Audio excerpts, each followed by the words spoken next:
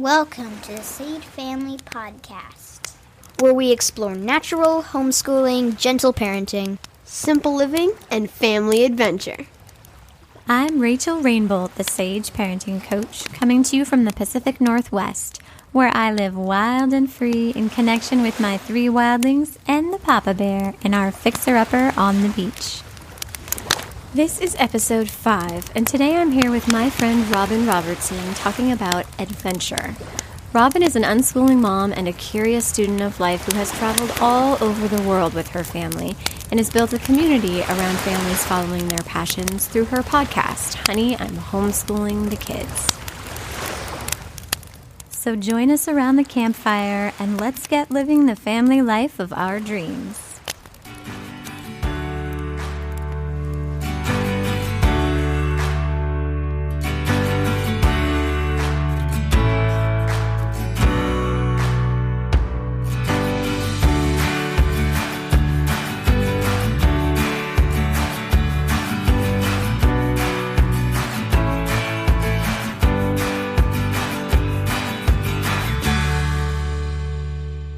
If you are enjoying the Sage Family Podcast, then please scroll down and click those stars in your podcast app or on iTunes. This is a quick and easy way to support the show using the currency of feedback. If you are loving the Sage Family Podcast, then become a part of it through Patreon, where you can support these important conversations, help make this show great, and get rewards doing it. Are you ready for the adventure of the week? This week's adventure was a free educational tour of KEXP radio station, which is a nonprofit arts organization with an emphasis on the Seattle music scene.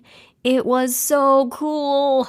They have over 1.3 million followers on YouTube, and we got to play in the live recording studio with these amazing lights and meet the sound engineers and DJs behind the scenes. My kids saw records for the first time and how they are digitizing over 50,000 CDs. We learned about how the funding works behind the scenes for an organization like that, which was so interesting. Their passion for arts, the community, and music especially was clear, and that is always inspiring for our kids to witness. After the tour, all of our kids ran around together, playing their hearts out for hours. As we stood there in a large drained fountain, watching the kids help each other climb boulders and organize games with the Space Needle looming high in the background, I was struck by gratitude and how I wish I could just show every person who asks the question, "What about socialization?" this moment. If you want to see videos and pictures from this adventure, just head on over to Sage Parenting on Instagram. Today, my friend Robyn is joining me to talk about learning and living in a lifestyle of adventure.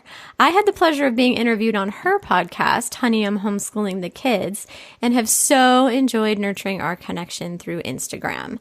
So tell us your story, Robyn. Who are you? What are you passionate about? What about your relationships and life fulfill you? And what is your relationship to this topic of adventure? Okay. I always say usually I'm an unschooling mom, but really I always call myself a student of life. I'm a lifelong learner. I love that. Yeah, I think that's my mantra. That's my life mantra, is that I'm a student of life. Always. Curiosity is the best thing ever.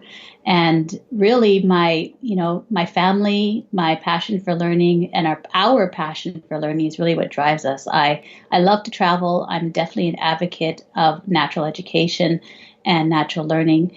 And really, I think our journey started because we are travelers in every sense of the word. So I think really that brings it down to who I am. Otherwise, the basic things of I podcast and I work in my community, and really that I think is the gist of it. I just love everything you said. I'm all excited already. So for me, the shift from the idea that teaching, curriculum, and school equals learning to self-driven experiences in the real wide world equal learning was a huge step in my deschooling process. My children were my guides, and when I stepped back and observed them with an open and curious mind while questioning everything. I saw the joy and the power of the natural learning process. Was a shift to experience-based learning through adventure part of your deschooling process? It was completely our deschooling process. Completely, yes. The answer is yes, it was. I'm not alone. No, you're not alone. And it's funny because you know this, the deschooling process now, quote unquote, let's put that in quotations. Now I think in so much of the home education community, there's kind of this rule. There people are saying, well, when you start home educating, you have to deschool first. And when you deschool, there's this exact process that you should follow. You should stop doing anything like you were doing before for a certain amount of time, related to how many years your kids were in school, and then compare it to this amount, and that's the amount of time you should deschool for before you start anything else. And that totally actually was not even our experience. And that was not our experience either. The episode that just came out of this podcast with Pam Laricchia, you absolutely must listen to it, because we totally dig into this exact thing, that whole prescription of like 1 month for each year of schooling, and then you're there. Like, that is not at all how we view it, and that was not our experience. No, I saw that Pam is your new guest on your episode, and I'm going to listen to it because I've listened to every episode so far, and I love it. Thank you. And I love Pam as much as, and I love you, of course. But yeah, Pam, she's got some great truth in her words for sure. So, and she's just so joyful. But yeah, I will listen, and I know she's got some great insight on deschooling for sure. But yeah, no, it didn't follow that prescription that I find that people, which is funny because in the home educating world, I think we tend to think of ourselves as freer and more open and going with the flow. But these prescriptions do start to come in when I think a culture gets bigger or a movement gets bigger, that, you should be doing this, which is funny because I think that's what a lot of us are leaving. But so true. But it gets into that. But for deschooling for us, we really began our homeschooling process by travel. So we kind of fell into the deschooling process from the very beginning once we decided we wanted to change our life. And, really to go back, our family, my husband and I, we were living in Edmonton, in the city in the same province in Alberta. And we were kind of living the life of, you have 2 kids. We had bought our first home, 2 vehicles. We were busy with work. My husband had changed businesses, and he wasn't actually really fulfilled with what he was doing. I was working full time. I was a career mom, and my kids. I worked in, my background is business. It's actually international business, but I've worked in private education. I worked in private education for quite a long time, and I was working at a school, the same school that my kids were attending as well. And it was great. The school was wonderful. We actually had great school experiences because of that school. But we were also busy. We had fallen into that cycle, right? And I think what had happened is we had fallen into that cycle, and we became obviously pretty disenchanted with life and things started to, catch up to us, and, life started to live us in that way. We weren't living it ourselves. I love that. And it was affecting everything. It was affecting our marriage, the relationship with my husband and myself, with our kids. I felt like I wasn't actually even spending time with my kids because we were busy. I was, working, and I was thinking about work when I was at home. Yeah. And my kids were in activities. We'd get home and go to bed, and then we'd have things on the weekend, and there was no quality time being spent, and we weren't choosing quality time essentially. And we basically came to a point where we decided we need to make a change. And we started, the start of that was definitely working on ourselves more. My husband and I hired a coach, like a life coach, that we worked with separately and together. And, the good thing about that is it actually started new conversations for us between the two of us, that, we've had a good relationship. We've been together for a very long time. We're going on, and I hate to say I'm the one who's really bad with dates. And me too. I think it's 23 years, but that we've been together, dating for 10 and then married after that. But, but we've always been very close. But in that rat race, we decided, I think, to kind of really go apart. And the conversations that restarted for us, we started having new conversations, or when we went back to old conversations where it was real communication. And real communication where we were actually speaking to each other, like we were vulnerable and we were open and we were honest and we were talking about things that maybe we had pushed down for so long. That was really the core of what was affecting our life. And when that happened, we started, the difference is we started dreaming again and talking about the things that we had wanted to do when we started our family and when we started creating our life together and, what we, all of those hopes and, things that, if only, we could do this. And so our conversations changed. And one of the things is we always wanted to travel with our kids because we both traveled a lot together. We traveled the world together before we had kids and before we were married. And, my family is a very multicultural family. We're very, I'm a mixed kid, mixed heritage. My parents are from 2 different countries. And as a child, we traveled quite a bit as well. And I have family all over different parts of the world. So for me, traveling was it was so good for me, for my experience in childhood and growing up. And it gave me so many great perspectives. And we always thought we want to give that to our children.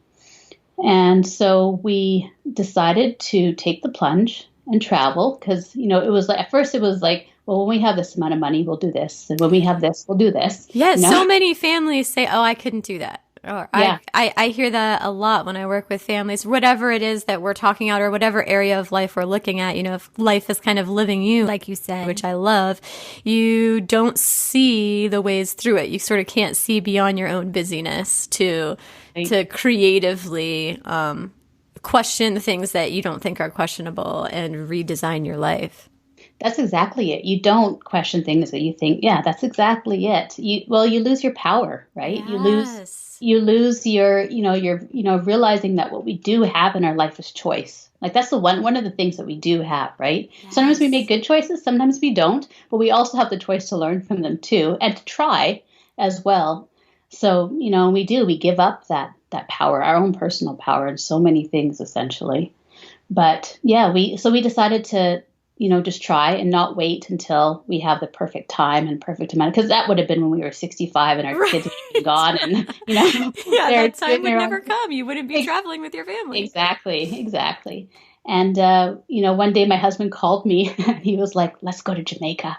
Let's just for a few months, he's like, let's just try it. And, because we thought it'd be easier because my family is from Jamaica, my dad's family, and my dad is usually there. And we have lots of connections. So we thought if we can try this for a little bit and it's the easy way for us, then, if it doesn't work out, it doesn't work out. We can always come home. Yeah. But if it does, then great.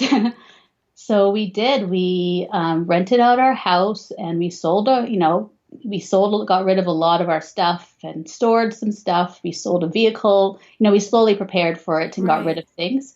And then we went to Jamaica. And also, my husband was going through a transition of changing careers. He's a writer, and he'd always wanted to be a writer, and he had started writing and had some great, starts to his writing career then, and he wanted to pursue it full time. So it was a big leap of faith in that way in all aspects. So, to make a long story short and answer your question specifically, that was our deschooling process because everything now in our life had changed. It was completely different from what we knew.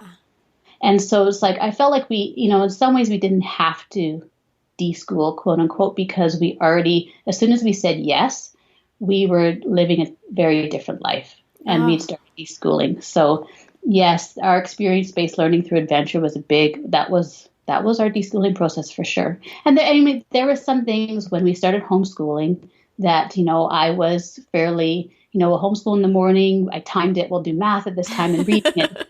I did do that in the beginning. Me too. Yeah, I think it's normal in that way. In some ways, you go with what you know. Mm-hmm, and so, and then, you slowly, we just did art. And then every day we spent at the beach, no matter what, from the very beginning. We went to the beach every single afternoon and, we played in the backyard and, so then we went into we just spent the whole morning doing art and listening to music and, or going on road trips or having lots of people would come because we were in Jamaica. So of course we had so many people visiting us that would come see.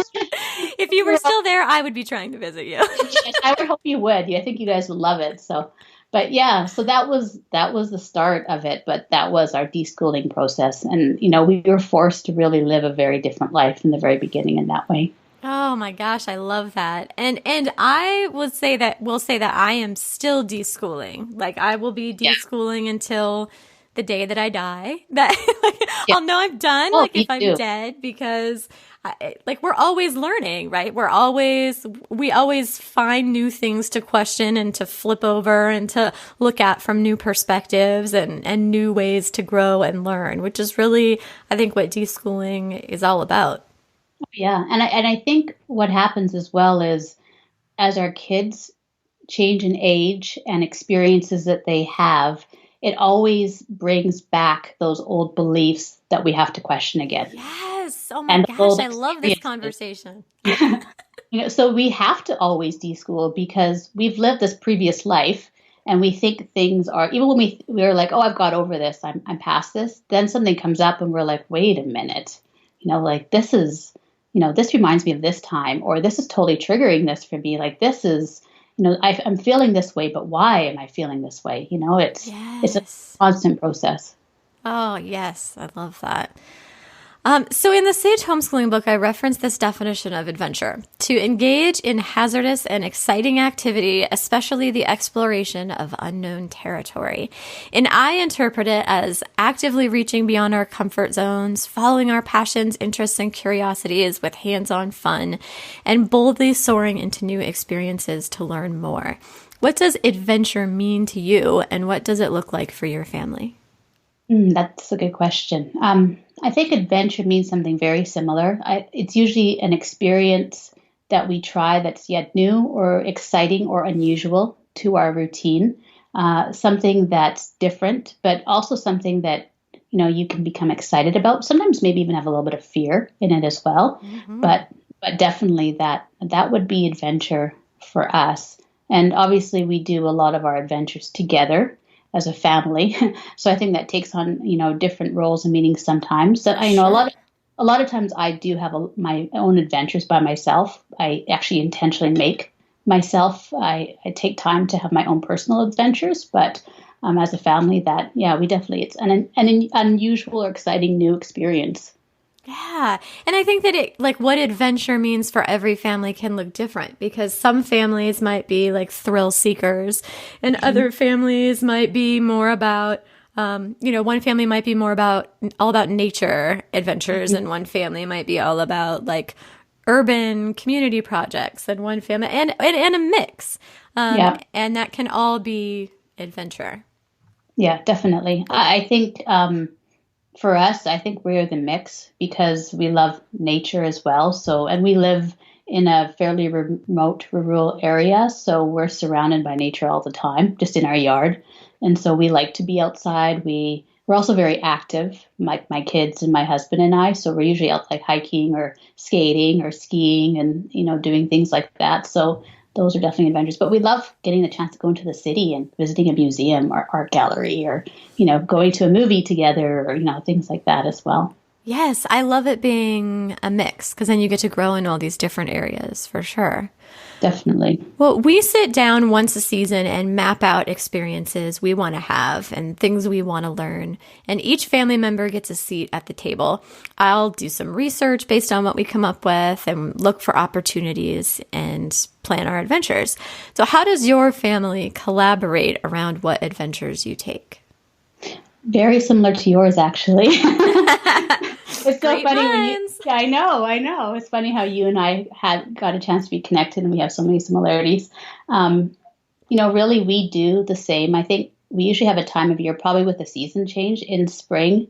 We sit down, the kids and I sit down and we talk about our year that's passed and what we've liked and what maybe we would like to change, what's worked for us, what we'd like to continue.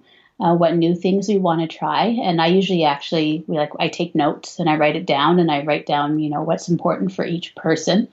Sometimes my husband takes part, sometimes he doesn't. And then then after we'll debrief him kind of thing. And then otherwise for bigger adventures, I always keep a journal as well. And so if things come up, I write them down. I kind of have a constant journal. At the beginning, in the fall as well, after summer is ending, we kind of do we reference things again and see where we want to go and what we want to do. But it's definitely a collaborative effort because, we live this life together. It's not me running this life. It's all of us together. So it's a collaboration. But I think a lot of families, like coming from the mainstream path and new to, as part of their deschooling process, have to learn about that collaboration approach in that, kind of like I said, with like every family member gets a seat at the table, and that includes children. So I love hearing that your kids are an active part of this process and they're invited into it. Yeah. And I think, in the beginning still, through the deschooling process, I think sometimes, the top-down approach, the top-down parent, I'm going to make these rules or outline and then you follow it. What I found, and I'm speaking personally for my family, I know it's going to be different for every family and where every family is in life and in place and what they value, but I found it actually takes more effort and work because you're trying to change somebody or change an idea or something that they want to do and force it. Basically, you're trying to force it on them. And, it creates friction and a fight, and it doesn't work. It's a waste of time is what happens. You're just like, it's a fight, and then it makes it miserable, and then no one's happy and no one enjoys it. And then you think you failed because you're like, nobody likes what I want to do, but you think it's for the good of everyone, but really it's not. And then it just kind of falls down after that. Well, yeah, because they're not invested in the story if they're not invited to write it. If they're not a part of that authoring process, then they're completely disempowered and they have no voice in it and they have no power in it. And so, then you're kind of just dragging them along, which results in a lot of conflict. Yeah, exactly. And that's a learning process as well, right? If you have a voice and you are engaged in it, then you're going to learn it and love it and keep it and use it. Yes. It's a total difference when it's forced upon you and you're just regurgitating or you're just, doing it because you have to do it. Absolutely. It loses the meaning. Yeah, completely. Yeah. It loses the meaning value, definitely. Well, one of the most surprising things for many people to discover is that a natural learning lifestyle of adventure is one in which the whole family grows and learns and thrives, parents included. So how have you grown through your family adventures? How haven't I grown? As I was writing that question, I was thinking, I don't even know how I would answer that. It's everything. That's a big question. Really in every way. I mean, in so many things, I think I look at everyone else differently in the way that I like to think that I'm more patient with others and that I slow down. I appreciate the time I'm in. I'm more present. I appreciate myself more as well because, that old, how they say, you have to also take care of yourself to enrich and help and take care of others. So I find actually I do more of that, and which reflects so well on everybody else. In every way. I find I'm more questioning. Like I don't take everything right away that I hear. I take it in and kind of go, okay, I process it and I think about it. And then I sometimes ask more questions. Totally. Ask more. Yeah, definitely. I'm an information person too. So I naturally do like to gather as much information as I can when I'm processing. Like a squirrel gathering nuts, trying to get all the information I can find. Sometimes my tree is overflowing with nuts, I think, and I kind of stuff it all back in and then gather more. But and then you got to go through the nuts and toss some off the tree that don't feel right. Like, oh no, this is rotten. I can't have this one. Let me get rid of this one, throw it out. And this is not the kind of nut that's the flavor my family likes. This metaphor is like taking on a whole life of its own, and I'm really excited about it. We should get a little cartoon drawn of the squirrel and the trees and the nuts and the squirrel family or the chipmunks. Yes. Okay, well, one of my favorite things about a shift into a lifestyle of adventure is that you simultaneously shift to a focus on experiences over things and connection over acquisition. Did you experience a shift towards simple living in your values when you stepped into a lifestyle of adventure? Oh, completely. I mean, one, because we almost had to, because we basically, we had a suitcase that we lived out of. So, we had to simplify. We wanted to cut our costs and live more simply just to be able to travel. So, that was just necessary. That had to happen. And then as we traveled, who wants to be carrying around all those extra things? Yeah. Really, you really think like, do I really want to carry this through an airport or, bring this through customs or wherever I'm going? So, yeah, it did. And then I think as well as you slow down and you spend the time with your family day to day, you realize that those other things, quote unquote, that you go to the store and buy and purchase and consume are not an active part of your daily family life and what you have. So it's usually the simple things that you gather and that you use, and like books, reading, playing outside, nature, like the garden, things like that. We go and purchase seeds and, maybe some shovels, but otherwise it's like, we spend days upon days outside kind of thing, right? And it's like, you don't really need all that extra stuff. Yeah. When you are deep in the current of that, busier is more valuable, mainstream, life, there's a whole set of values that go along with that. More stuff, fancier stuff, just like I say, even being busier, being prized as being more successful, and just this whole suitcase of values sort of comes along with that. And so it sounds like in stepping away from that busy life, you were able to let go of all of the values that come with that. And sometimes I tell families that when you step away from a busy life, what remains are your relationships. Like that is the first thing that you run into when you step off of that mainstream path. So like, what values have you guys found to be an authentic fit for you that maybe weren't in the front seat before? Definitely simplicity, because of the ease that we love of it. It just makes everything flow so much better. And then, really as well, taking the time, to expand on that simple life as well. Things like even now living back in Canada now after our time abroad, we still only have one car, and it's an old car. We don't drive a fancy vehicle. We don't have a lot of things. We don't have a lot of fancy furniture or we still live simply. And, we find it's just easier. And when we do things as a family, it's like we'll play a board game. Like last night we played Pictionary. My kids are really into Pictionary right now. And so it's like, things like that it's the time together.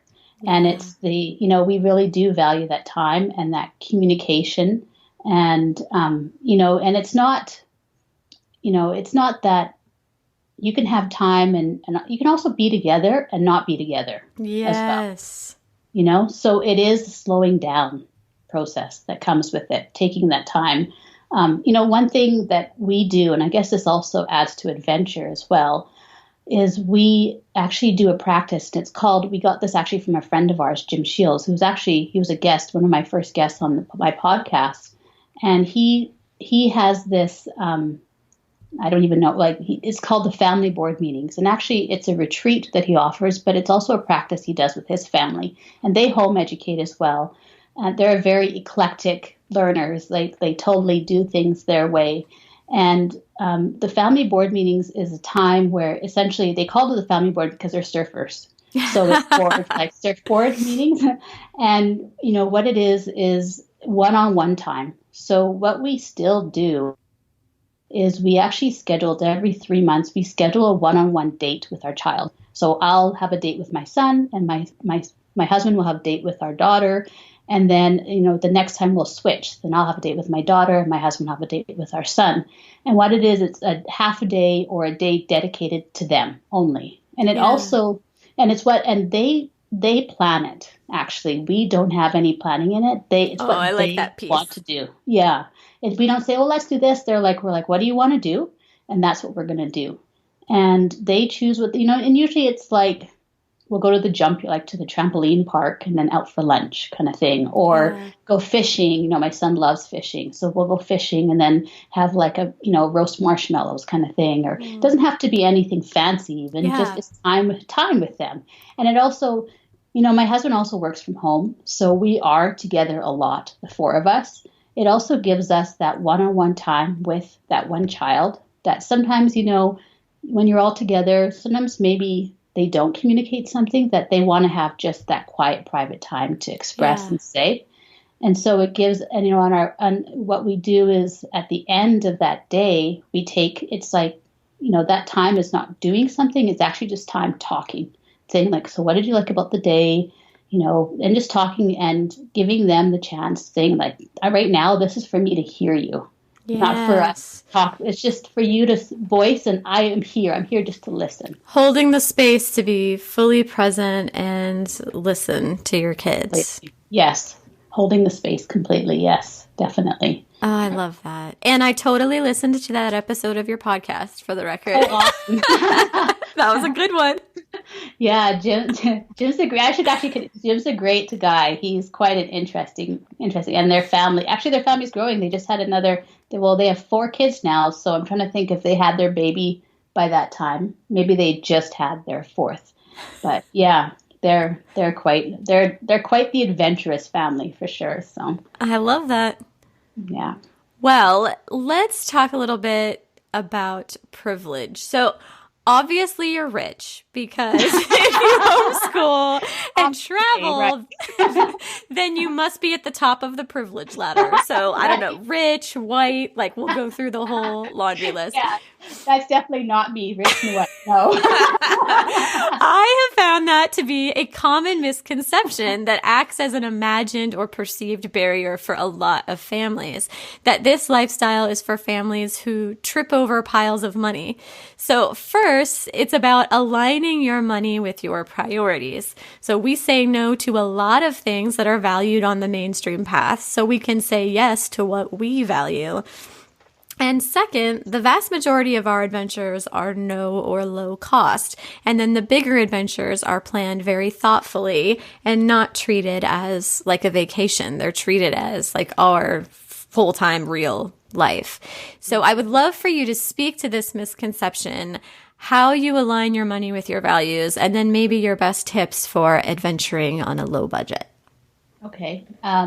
Well, I think that's exactly it, is aligning your money with your values. So what's truly important to you. And I guess also where you want to go. It's true. I mean, if we're talking about a bigger trip, there's so many things you can do nowadays. But I mean, even just to get started, it's really, I think it actually comes to the point where, if you're going to buy something, is this something I need or I just want? Am I filling a void? And can this go to something else, essentially? It's really, I think you have to decide where your values are and where your, what that intention is. And then from there, you decide how you're going to spend it. Because it doesn't have to be expensive. If you're around home, so many things like museums nowadays, they have a lot of, homeschooling is growing so much, the home education movement, that lots of times they have discounts for homeschoolers or free days or, other special times that you could get in for a different price. Yes. Even with flights, we're on like this special email list that this guy, he has like these, whenever there's like these special deals, we get the emails and they're like half the price of what a lot of flights we see, or, it's, and I hate to say this, it's like sometimes it's about, someone might say, I need to buy a new car kind of thing. And it's like, it's more of like everything's working fine, but that's money you could put towards a trip. Like, a quarter of that sometimes towards somewhere that you could, something else if you want to choose it. Not that anything's wrong with, if that's what you want to do, that's totally fine. But, it does depend what you want to do in your values. So, yeah, I think it goes back to that thing we were saying earlier, that a lot of people think that there are so many things that are beyond question.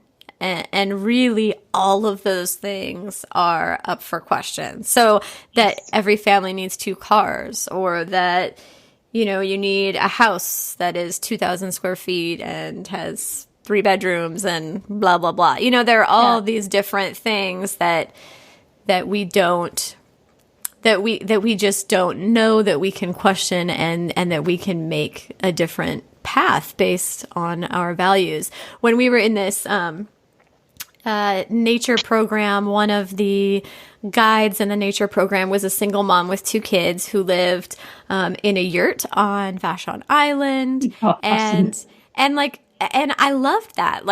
That is a choice that is completely in line with her values, and is so right up my alley, because that's in line with my values too. Like, if I was a single mom and I had 2 kids and I wanted to, be in nature, these are totally the kinds of choices that would be in alignment with my values. And everybody's values are different, but I think that we want to empower people to own their choices and to know that you can align your life with your values.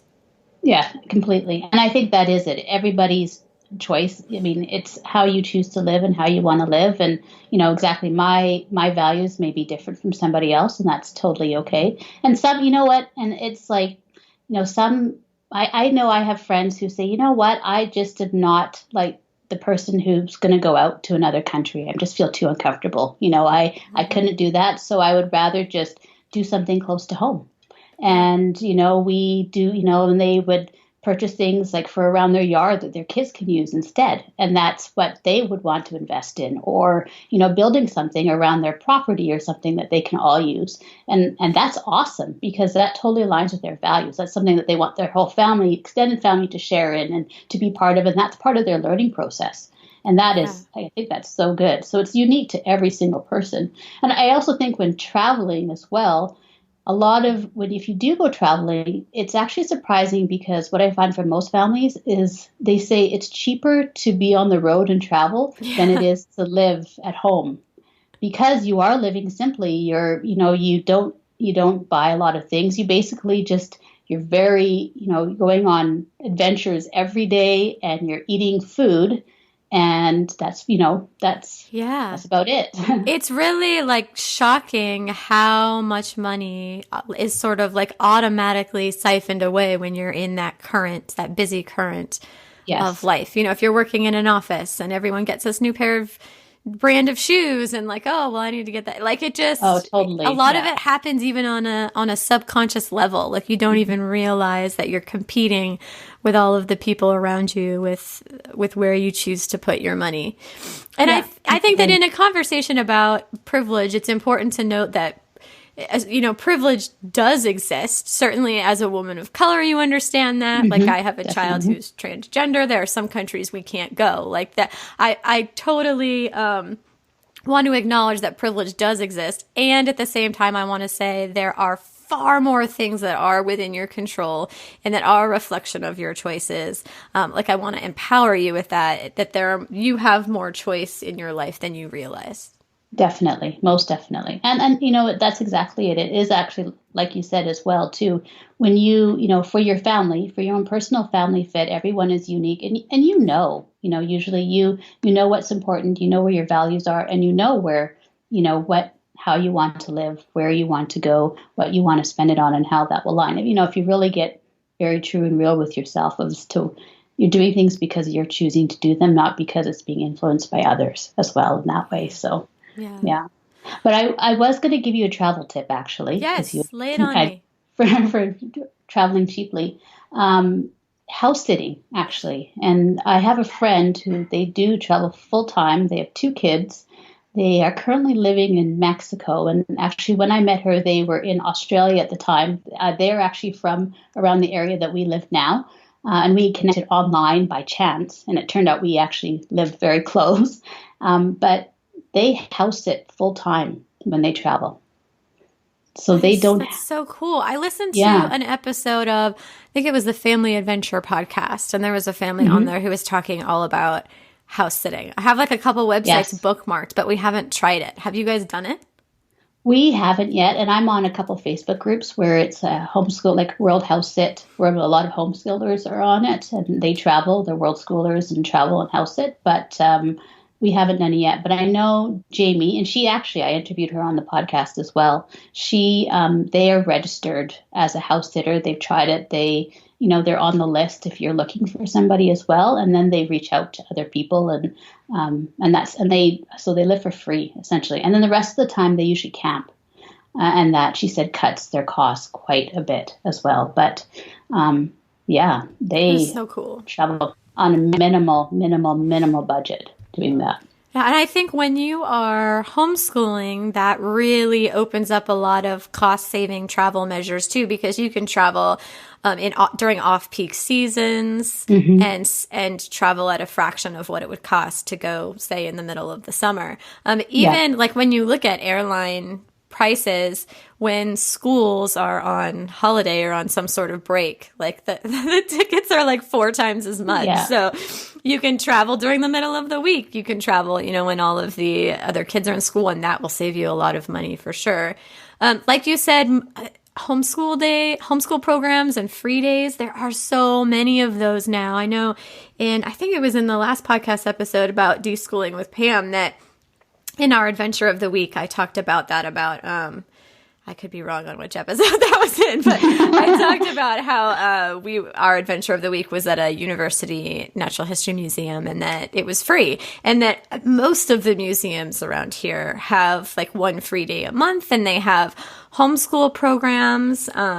And so, like, just do some research, make some phone calls, look at some websites, and you can find a lot of those. A lot of the adventures we do are in nature, which is totally free.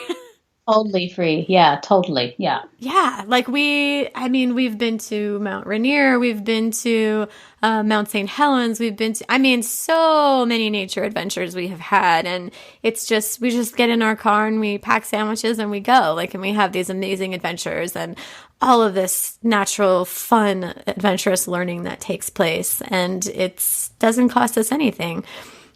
And then I think my last tip is friends. Like there are a lot of, you can find like groups online, and sort of like you were talking about how you're in this group about world traveling and house swapping and homeschooling. Like find the groups that speak to your values, and you can find a lot of low budget ways of living your dreams. Totally. And, there are a lot, you can say there are a lot of those groups as well that are willing to house swap, that will say, I want to go to Canada for a month in the summertime, and I have a cottage in England. Would anybody be willing to trade? We're a homeschooling family as well. We're set up for that. Who would be open to this? Or, there's so many possibilities. It's actually something you just have to look and search, but there's so many things out there. Yes, I completely agree, and I love that. I know when we were looking at making our big adventurous move up to this new, to the Pacific Northwest, where we'd basically never even been, one of our priorities was for my husband to find a job that had some travel so that we could travel with. And that's been amazing for us. So, he interviewed at lots of places and got lots of offers, and we went with the one that had travel possibilities. So again, just aligning your choices with your values. Maybe some other jobs had some other perks that were more in line with other people's values, but we really wanted that travel opportunity. Yeah, definitely. Yeah, there's and staying with friends and, meeting people along the way. And sometimes you just have to get there. The cost is getting there, but then staying with friends and doing that also. Yeah, there's so many RVing. I know so many people that, travel in a trailer and RV, and the possibilities are endless. And I think if you travel for like a month at a time, that can save you a lot of money too. You can you can like rent out, your house for a month or swap your house for a month. And then, like you said, getting there and getting back tends to be the most expensive piece. So if you're there for a longer period of time, you can get more bang for your buck for sure. And then while you're there, there's not the busyness pressure of like trying to see it all, I would imagine. Right. And then you don't spend as much because you're not trying to pack it all in as well. Yeah, that's what's on our list, is that hopefully on the horizon for us, I would love to spend like a month at a time in different countries. That's what I'm working toward, people. That's that's on Okay, my you put it vision out board. there. Just putting it out there. Yeah. Usually I find it happens. You put it out there and, you get it somehow. Sometimes it's not exactly how you expect it, but it happens for sure. So that's good. Well, Nice. I posted in my Sage Parenting Tribe on Facebook that we were going to chat about adventure today and asked if they had any questions about it.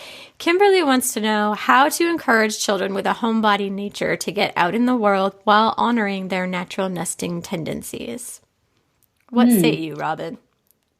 Oh, what say I? Let's see. I would actually say if someone has a natural homebody tendencies, it's totally okay, actually. I wouldn't force anything, but I think probably the best thing is to invite them and go with them. And it doesn't have to be anywhere far either. Sometimes it can be just like to go dig in the garden and plant some seeds and spend some time outside and little steps from there, or just to go for an ice cream in another town, or make it enjoyable, but also do it with them in collaboration. Not like you're at home too much. You really need to get out more. Because that comes from a place of shame and judgment, and not from a place of opportunity and adventure, and connection. I think there's this sweet spot of where growth happens, which is at this intersection of discomfort, but security, so wherever that sweet spot is for your child to tap into it. So it's okay to be uncomfortable, and you pull in the pieces that provide the security they need to be in that sweet spot. Because if we're terrified or miserable, that's not a state of growth. And if we're completely comfortable and content, that's not a state of growth either. It's really this space in between. Right. That's completely it. Sometimes we have to go a little bit farther on our boundaries to like, okay, this is a bit fearful, but I'm going to be okay because, it's still, I see the safety around it as well. And yeah, definitely.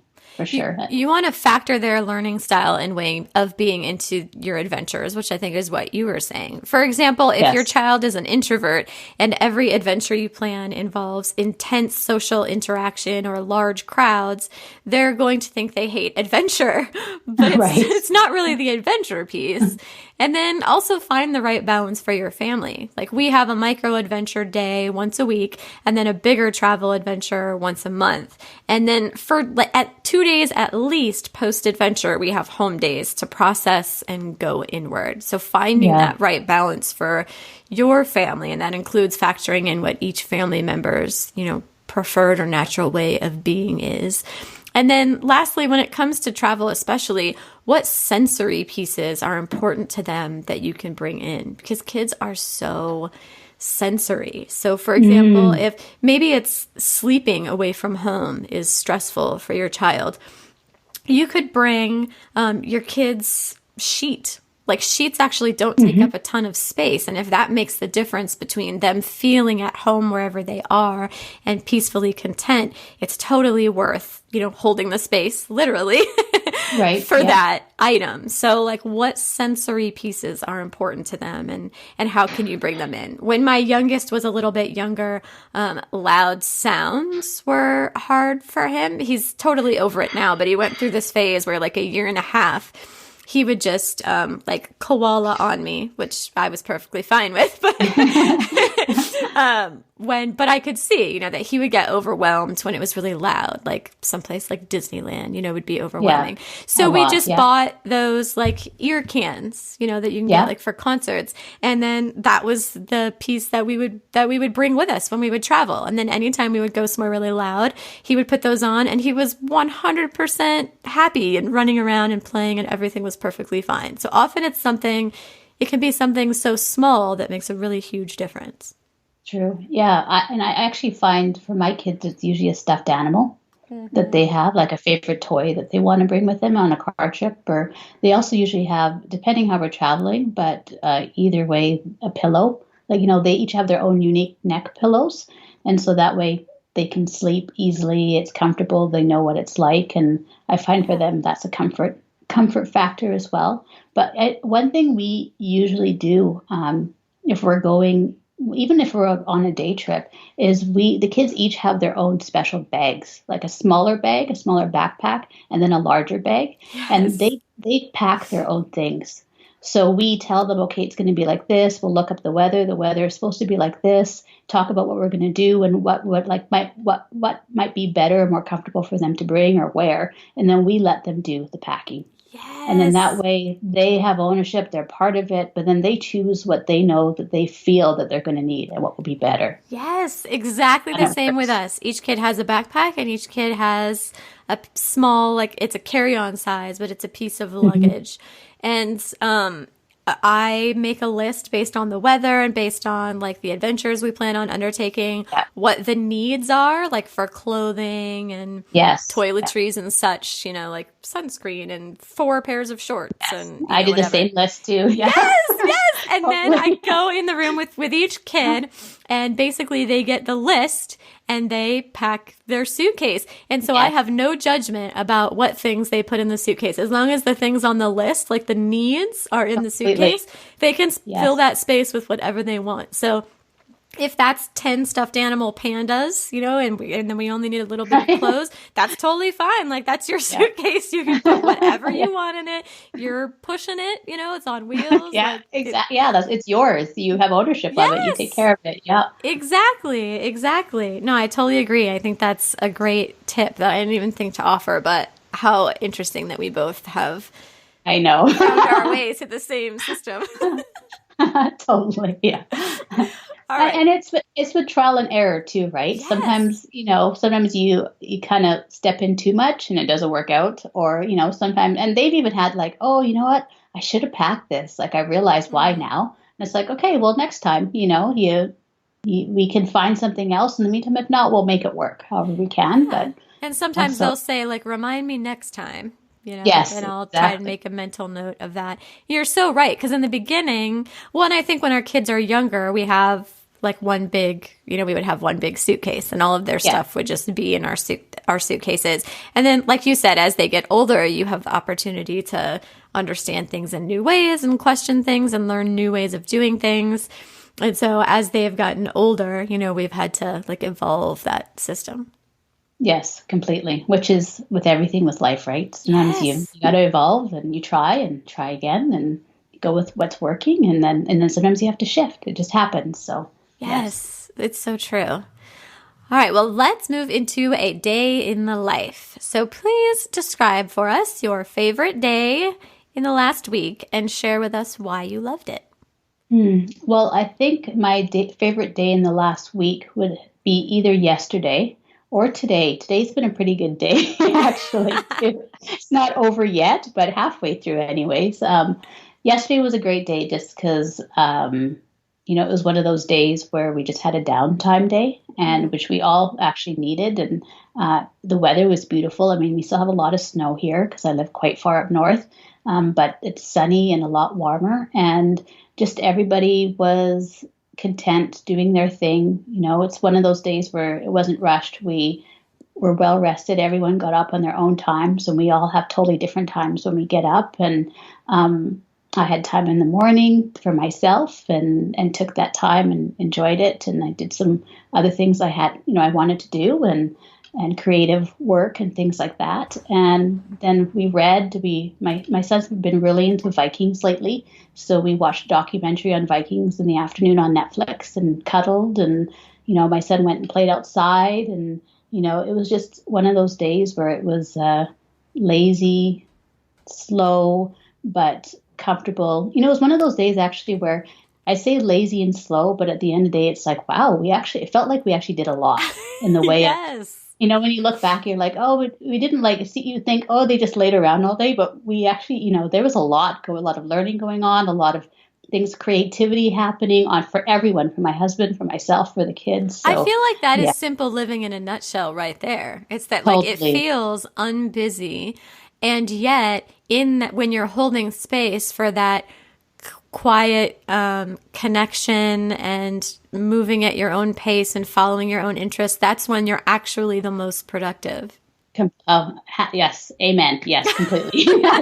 That is it for sure. And it's funny too because I'm not going to pretend that I'm this perfect person where every day is like that, and every day is a perfect simple day where I get where I have my days where I'm like, okay, I realize I need to slow down today, or Yeah. what, I think I need to rethink this week because this is not working for any of us, kind of thing, or or for myself, or I definitely do have to stop and reflect, and I do that because I'm able now to process it quickly, and I'm able to see quite quickly, recognize when things are off track in the way of where we are, kind of thing. Yeah. But because of that, I'm able to bring things back as well for myself, and we all adjust where we need to.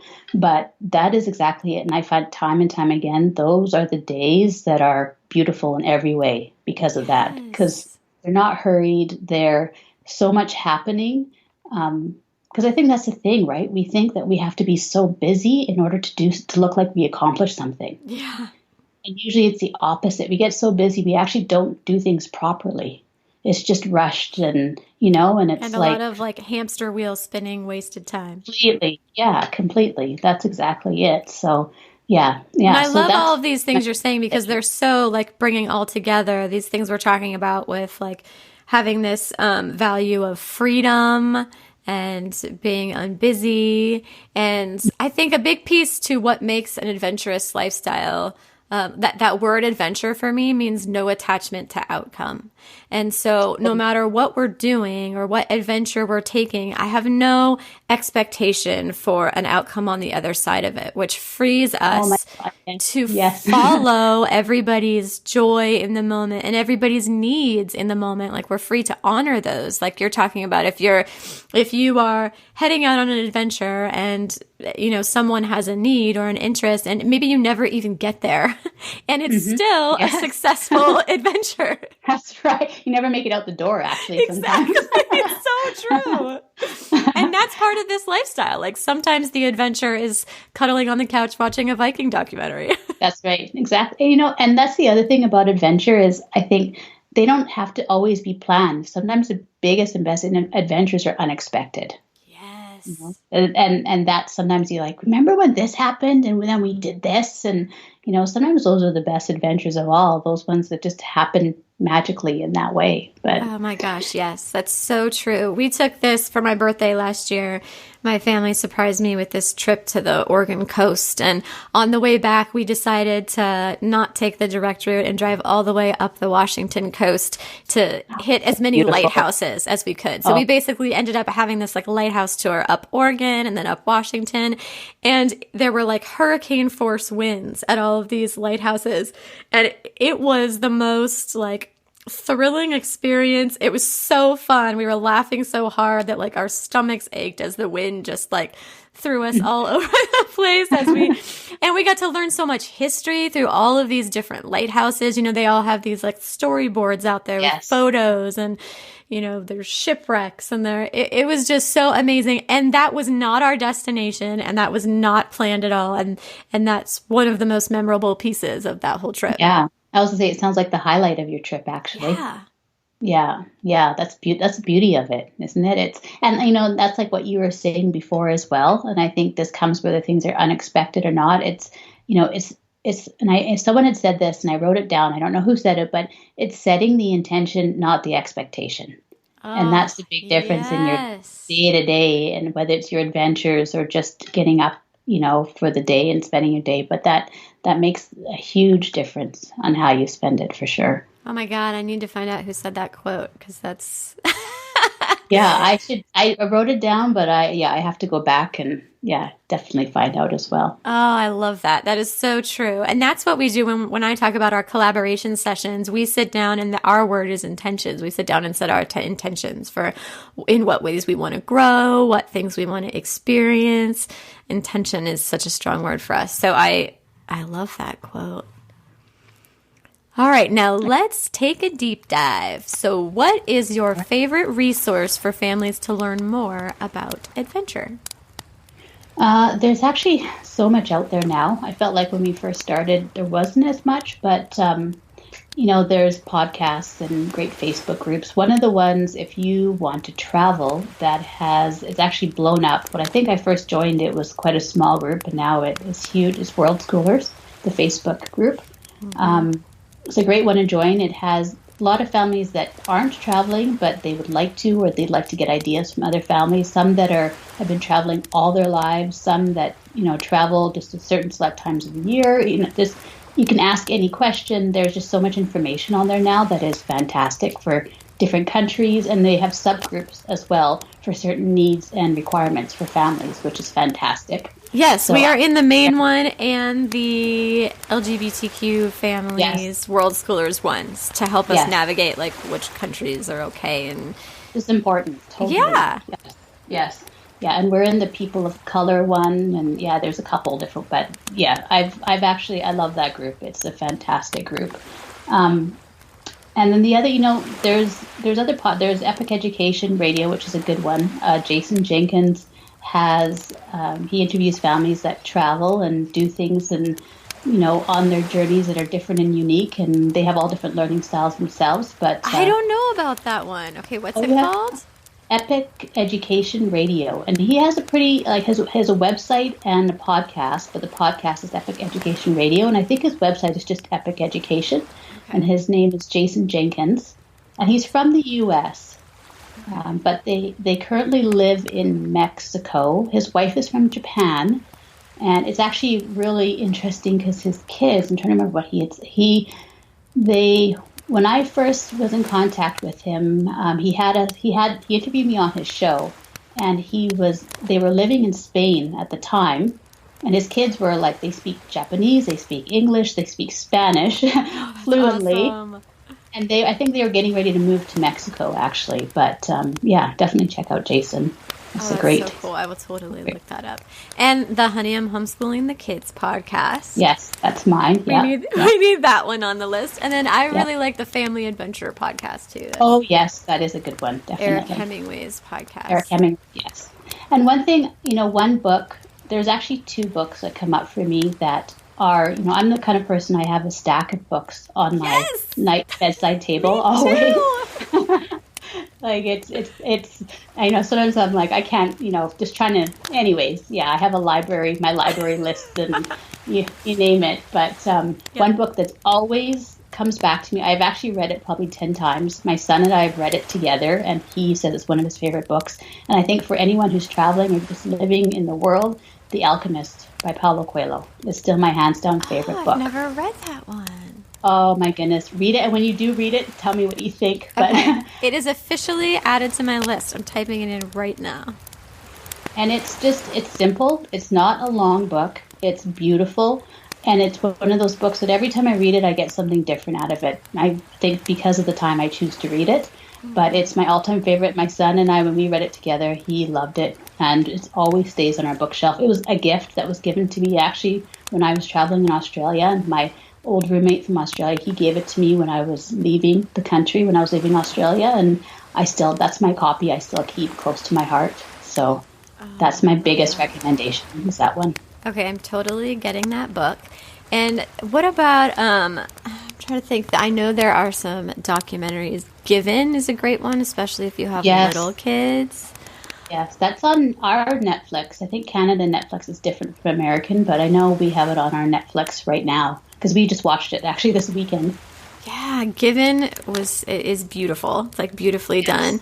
There are a couple other ones. The Minimalist documentary, I love that. I love their podcast too, which isn't exactly about adventure per se, but it is about that shift from things to connection and experiences, which is really the heart of like a shift into an adventure-based lifestyle.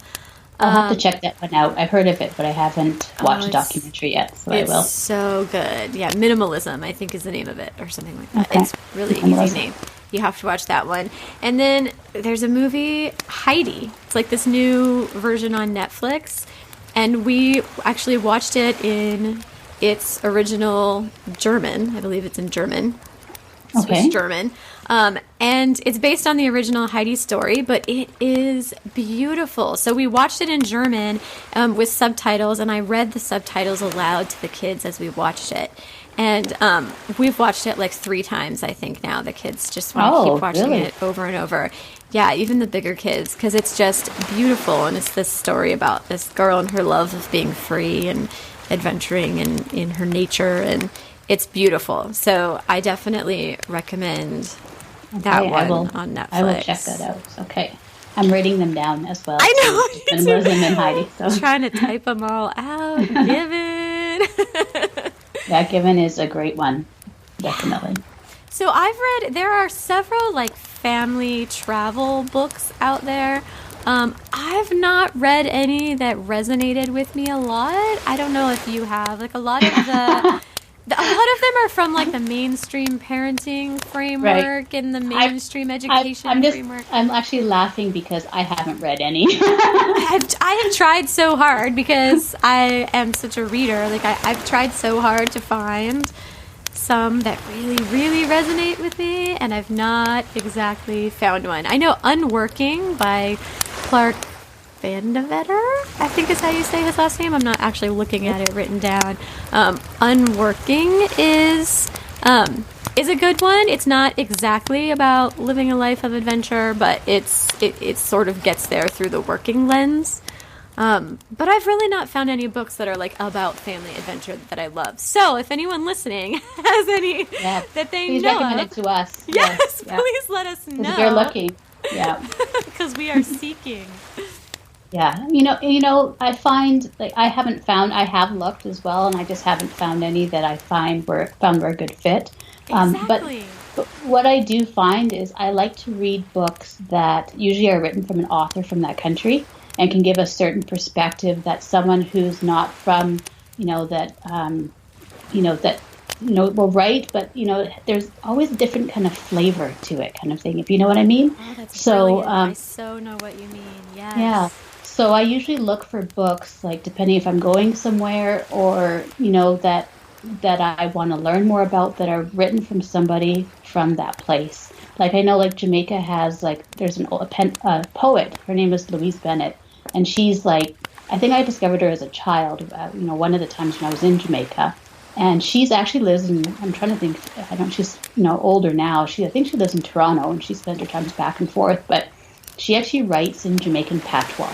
And she was one of the only ones I ever knew that's done that. And she writes, you just get the flavor of it. You're just there. Jamaica's so rich and alive and colorful and exciting and intense. Everyone says it is chilled out and laid back, but it has this other side of vibrancy and intensity to it.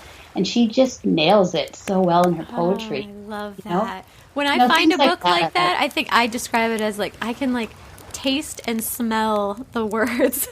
Yes, completely. Yeah, you're there, right? Yeah. And so when you go, you can almost think, okay, you can reflect, feel that or reflect on it, or there's actually quite a bit. You just have to look through, and there's an old book from, I'm trying to think of the names. It's actually and Things Fall Apart, I think it's called, or the author is Nigerian, and he's passed away. He passed away probably in the last 10 years.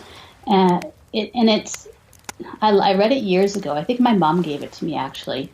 And I mean, Nigeria is not a place where very many people have on their list to go. For me, it's a bit.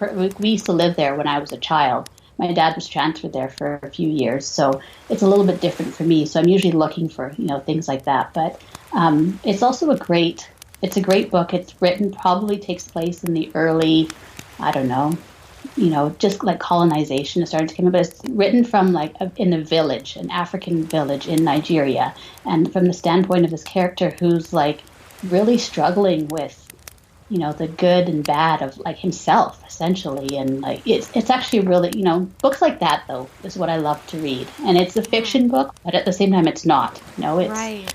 Yeah, the power of the words and bringing you into the life and how it's said, and usually it's very different than how we would say it and do it. So right, the culture and the time is very real. Yes, totally. Yeah. But I can. I'm the same. I'm a big reader. I could go on, but we're gonna have a 30-minute appendage on the end of this episode where we just book chat. Yeah, exactly. Exactly. So, but I think you know. So read all the books. That's the moral. Yeah.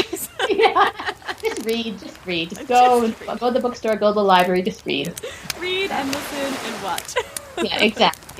And ask questions. That's the other thing. Ask questions. Embrace adventure. Be clear on your values. Yes. Intentions, not expectations. Yes. That's perfect. Those have to be the last words of the show. Awesome. So thank you so much for coming on and chatting with me today, Robyn. Thank you for having me. I appreciate it. I'm very grateful. I'm very grateful to be in touch with you. So thank you.